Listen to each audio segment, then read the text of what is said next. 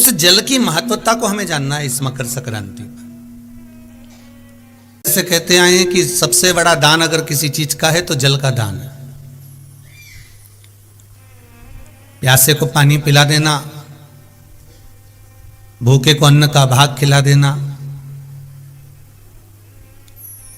किसी पथिक को कुछ विश्राम के लिए वृक्ष लगा देना, ये जीवन का सबसे बड़ा दान है महाराज। ये बड़ी बड़ी जो बावड़ियां हैं, कुएं हैं, तालाब हैं, सरोवर है, झरने हैं, झील हैं, नदियां हैं, ये भारत की भूमि पर कोई साधारण नहीं है।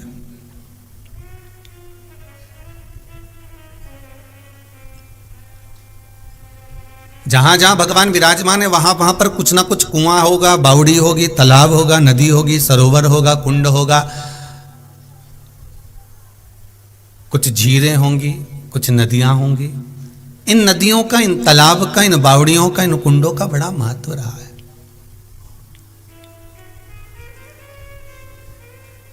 पावन तीर्थों की धरा पर अपन जा जाकर दर्शन करते हैं। बद्रिकाश्रम में जाकर देखे तो सुंदर ताप्त कुंड वगैरह का स्मरण करेंगे, गर्म पानी के कुंड हैं। यमुनोत्री में जाकर दर्शन करेंगे तो गर्म पानी के कुंड मिलेंगे। आप ऐसी ऐसी भूमि, हमारे यहाँ भारत की भूमि की धरा पर आप जा जाकर अगर दर्शन करें तो एक एक कुंडों का स्मरण, वहां पर हमें उस कुंड के जल का क्या महत्व है, उस बावड़ी के जल का क्या महत्व है, उस सरोवर के जल का क्या महत्व है। क्यों कैलाश मानसरोवर में कैलाश पर्वत से भी ज्यादा मानसरोवर की झील का महत्व कहा जाता है।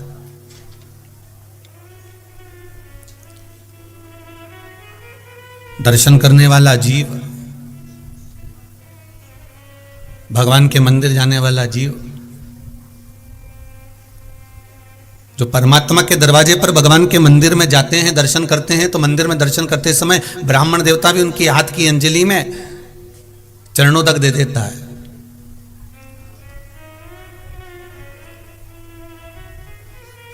एक मंदिर में निवास करने वाले ब्राह्मण देवता, पुजारी जन, एक ब्राह्मण जन चरणों तक प्रदान कर देते हैं।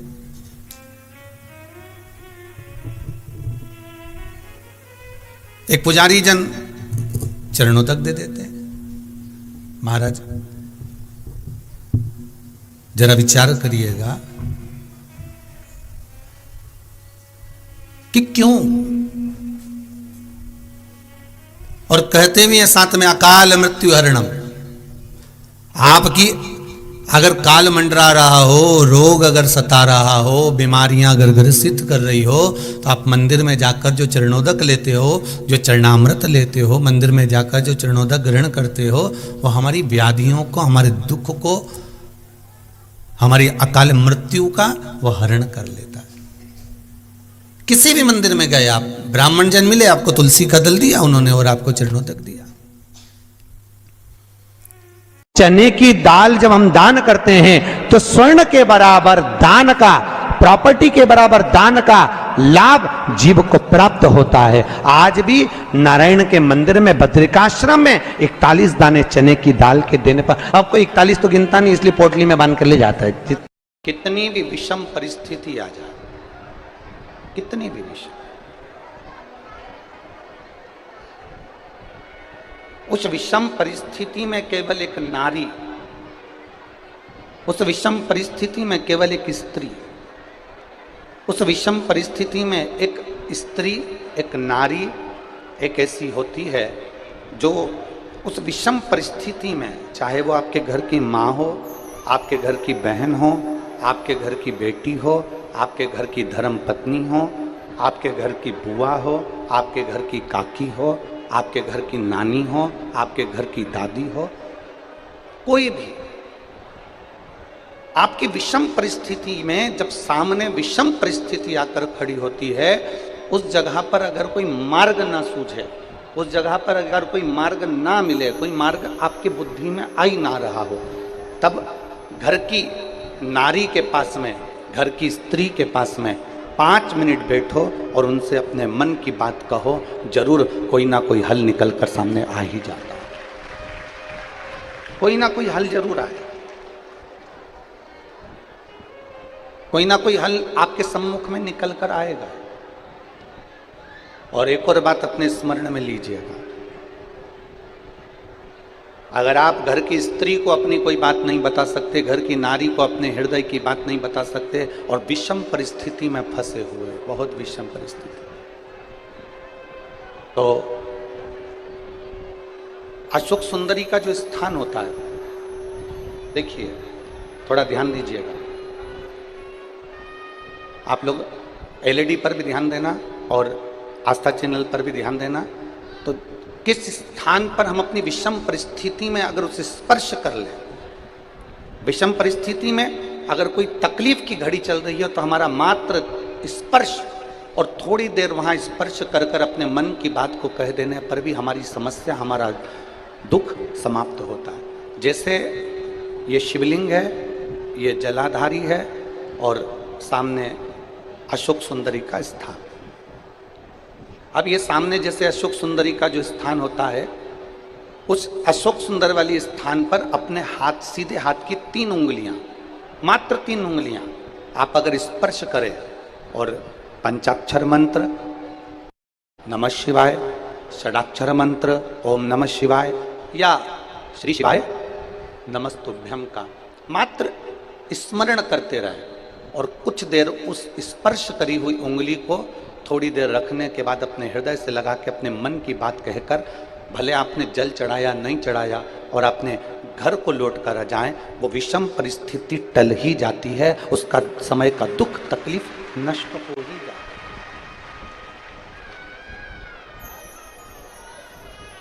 वो एक विषम परिस्थिति को टालने का स्थान है। कहते हैं कि जब हम अशोक सुंदरी वाले स्थान पर जब हम हाथ का स्पर्श करते हैं, अशोक सुंदरी वाले स्थान पर जब हम हाथ का स्पर्श करते हैं और स्पर्श कर कर जब हम अपने मन की बात कहते हैं, तो वो बात महादेव तक, माता पार्वती के माध्यम से, अशोक सुंदरी के माध्यम से पहुंच जाती है, और भोलेनाथ हमारे मन की दशा को जानकर आशीर्वाद दे ही देते हैं। वो विषम परिस्थिति। और शंभु शरने पड़ी मांगू घड़ी रे, दुख का दया करी ने दर्शन। एक विषम परिस्थिति के समय पर भगवान शंकर को याद करना, एक विषम परिस्थिति के समय पर अशोक सुंदरी की जगह का स्पर्श करना, एक विषम परिस्थिति के समय पर बेलपत्र के वृक्ष की मिट्टी का स्पर्श करना, या विषम परिस्थिति में घर की स्त्री, घर की नारी, घर की बहन, घर की बेटी, घर की दादी, घर की नानी, घर की माँ, उसके पास में 5 मिनट बैठकर अपने मन में हो रही क्षुब्धता को, अपने मन में आ रही विषमता को प्रकट कर। विषम, हमने एक बात पहले कही, आप लोगों के स्मरण में होगा, किस किसने सुना है? जिसने सुना होगा वो बताएंगे। हमने पहले कथा में कहा था कि नारी का आधा शरीर देवाधिदेव महादेव का होता है। सुना था कि नहीं सुना था? बोलो, जम के तो बोलो। सुना था ना सबने? स्त्री का, नारी का आधा जो स्वरूप है, स्त्री का आधा जो भाग है, स्त्री का आधा जो स्वरूप है, वो पुरुष का अर्थात देवाधिदेव महादेव का भाग है। कई जगह पर कई लोग प्रवचन में कह देते हैं कि अपनी घर की पत्नी को कुछ मत बताओ। कई लोग कह देते हैं कि अपने घर की स्त्री को कुछ मत बताओ। कई लोग कह देते हैं अपने प्रवचन में, आपने भी प्रवचनों में सुना होगा कि घर की नारी को कुछ मत बताओ, घर की स्त्री को कुछ मत बताओ, कुछ मत बोलो, घर की स्त्री को आपके मन की दशा बताओ मत। कई लोग प्रवचन में ऐसा कहते हैं, पर शिव महापुराण कभी नहीं कहती। शिव महापुराण कहती है कि जब आपके मन की दशा में कुछ गड़बड़ी चल रही है, आपके हृदय को कहीं ठेस पहुंच रही है, आपकी चित्त वृत्ति को आराम नहीं मिल रहा, आपको बेचैनी हो रही है, आपके हृदय को शांति नहीं है, आपके हृदय को सुकून नहीं है, तो घर में जो स्त्री है, घर में जो नारी है, उसको बैठकर अपने मन की दशा जरूर बताओ, क्योंकि वो स्त्री नहीं, उसमें महादेव का आधा अंश विराजमान है। तुम्हारे हृदय की बात को वो जाने।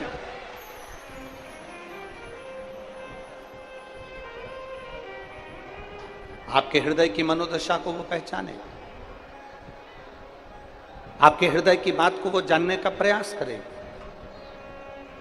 होते तो बच्चे भी वैसे ही उत्पन्न होते चले जाते, क्योंकि जीवित से प्रेम नहीं करा, तुमने निर्जीव से प्रेम करा।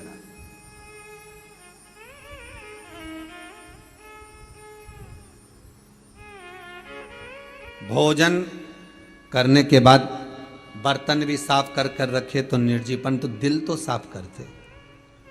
सास से, पति से, पत्नी से, भाई से, बंधु से, कुटुंब कबीले से, रिश्तेदारों से, नातेदारों से, अपनों से, बच्चों से, बच्चों के माता पिता आदि, एक दूसरे से प्रेम की वाणी तो बोलते। हम निर्जीव को संवार रहे हैं, हमने जीव को नहीं संवारा। हम निर्जीव को संवारने का प्रयास करते रहे, पर हम जीव को नहीं संवार पाए। कई लोग हमसे कहते हैं, गुरुजी जरा हमारे साथ चलकर हमारा घर तो देखिए कितना जोरदार है। हमने कहा बहुत बढ़िया सा। अब ईमानदारी से बोलो, घर जोरदार होने से क्या हो, वो में रहने वाला मनक जोरदार होना चाहिए ना। उसमें जो निवास कर रहा है, उसमें जो रह रहे हैं, उसमें जो परिवार के सास हो, ससुर हो, बहू हो, बेटा हो, कुटुंब हो, कबीला हो, माता हो, पिता हो, बच्चे हो, बच्चियां हो, इनको देखा जाए। पहले के रिश्तों में और आज के रिश्तों में बस यही अंतर है महाराज जी, यही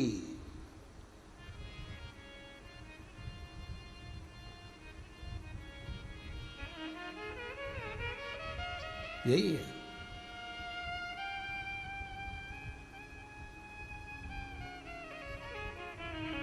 पहले के अगर रिश्ता कैसा होता है, संबंध कैसा होना चाहिए, रिश्ता कैसा होना चाहिए, सीखना है तो ताले और चाबी से सीखो।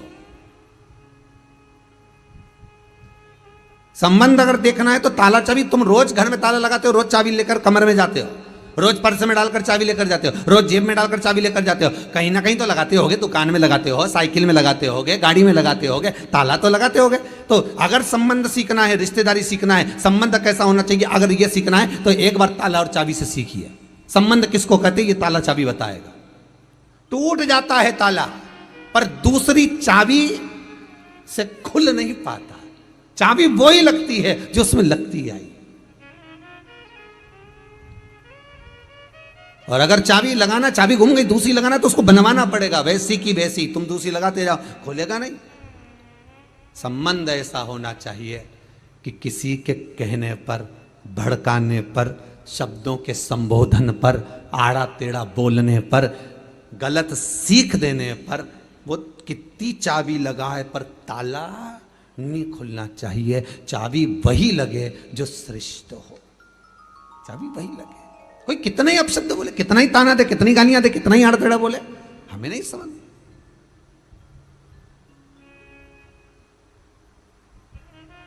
ये शिव महापुराण की कथा यही कह रही है कि जीते जी तो कभी गंगा नहाने गया नहीं,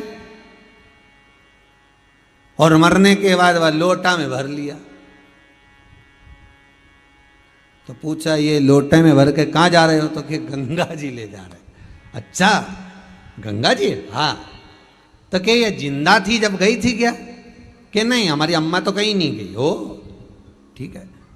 ये मरा, जो मर गया, ये कभी गंगा जी गया था क्या? नहीं, ये दादाजी भी नहीं गए, कभी पिताजी भी नहीं गए। तो फिर तो क्या उनकी अंतिम इच्छा थी? अच्छा, उनकी इच्छा ये थी कि भगवान ऐसी कृपा कर दे कि मेरी औलाद मुझे एक बार हरिद्वार नहवा के लिया, एक बार गंगा जी नहवा के लिया। और इनने क्या कहते हैं, उनकी अंतिम इच्छा थी कि गंगा जी जाना है। तो अंतिम इच्छा मतलब पूरी करो, एक बार जीते जी लेकर तो जाते। 1 रुपया भी अगर मंदिर में दान कर रहे हो एक रुपया भी अगर आप शिव महापुराण में दान कर रहे हो, एक रुपया भी अगर कुबेरेश्वर महादेव को दान दे रहे हो, एक रुपया भी आप अगर भगवान को दे रहे हो, तो इस व्यासपीठ ने पहले भी कहा, आज फिर कहते हैं, किसी से मांग कर मत देना, किसी से कर्जा लेकर मत देना। जब मेरा देव अधिदेव महादेव तुम्हारी झोली भर दे, तब दोनों हाथ में भर कर दे देना, मांग कर मत देना।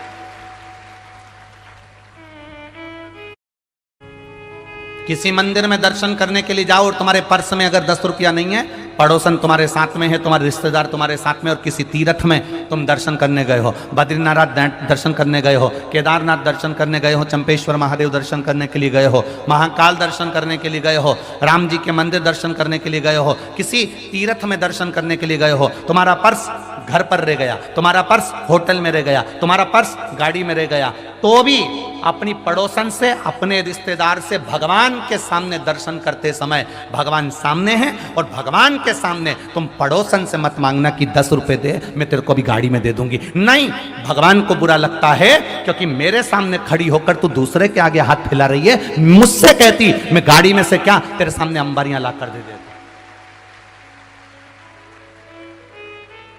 हमारी आदत रहती है, हमारे पर्स होटल में छूट गए, हमारा पर्स गाड़ी में छूट गया, हमारा पर्स वहां रह गया, हमारे पास पैसा नहीं है, हमने पड़ोसन से कहे तू देगी ना 10 मिनट, मैं तेरे को बाद में दे दूंगी, देना जरा 10 रुपए, और मुझे चढ़ाना है, मुझे देना है, मुझे आरती की थाली में 10 रुपए चढ़ाना है, मुझे झोली में 10 रुपए चढ़ाना है, जरा देना तू ना।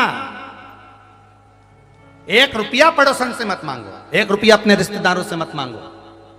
सास साथ में है, सास साथ में है, और तुम अपनी पड़ोसन से कह रही हो कि मुझे ये चोली का कपड़ा दिला दे, मुझे फाल दिला दे, मुझे पीको करा दे, मुझे ये दिला दे, मुझे वो दिला दे। सास साथ में है और तुम पड़ोसन से पूछ रही हो कि अचार कैसे डालते। सास साथ में है और तुम सास के पांव ना पड़कर पड़ोसन के पांव पड़ रही हो, तो सास को बुरा नहीं लगेगा? अरे बोलो तो जम के। माँ बाप को बुरा लगेगा। घर के बुजुर्ग तुम्हारे साथ में हैं और तुम दूसरे के आगे हाथ फैलाओ, घर के बुजुर्ग को बुरा लगेगा। नहीं है आपके पास देने के लिए, आप रोज शंकर जी के मंदिर में 1 लोटा जल चढ़ाओ, अपनी मेहनत करो, अपना परिश्रम करो, अपना कर्म करो और मेहनत से पीछे मत हटना। एक दिन महादेव खुद इतना दे देगा कि आप खुद दोनों हाथों से लुटाना चालू कर दो। एक कथा आती है बड़ी सुंदर। एक बार माँ जगत जननी जगदम्बा अम्बा माँ पार्वती जी कैलाश पर बैठी थी। भोगरदानी नहीं थे उस समय पर, भगवान शिव भोगरदानी उस समय पर वहां नहीं थे। माँ जगत जननी बैठी हुई थी। एक बूढ़ा ब्राह्मण साधारण सी जिंदगी जीने वाला, बिल्कुल सहजता का जीवन जीने वाला, अपने काम में चलते चलते चलते चलते जा रहा। रोज उसका नियम था भगवान की भक्ति करना, स्मरण करना, जप करना, पाठ करना। शाम का समय था, देख नहीं पाया, ध्यान गया नहीं और मालूम पड़े कि उसके चरण एक खड्डे में गिर गए और खड्डे में पड़ने से उसका पांव टूट गया, शरीर में चोट लग गई। उसके घर के लोगों ने उसको घर में ले जाकर सुला दिया। बहुत दिन तक वो घर में ही पड़ा रहा। घर में जगत जननी जगदम्बा अम्बा माँ पार्वती जी ने देखा, कब से पड़ा हुआ है ये, कितने दिन से पड़ा हुआ है, शिव जी को इसका ध्यान नहीं है क्या? कई लोग कहते हैं कि भगवान सुनता नहीं है क्या? कई लोग कहते हैं भगवान क्या देखता नहीं है क्या?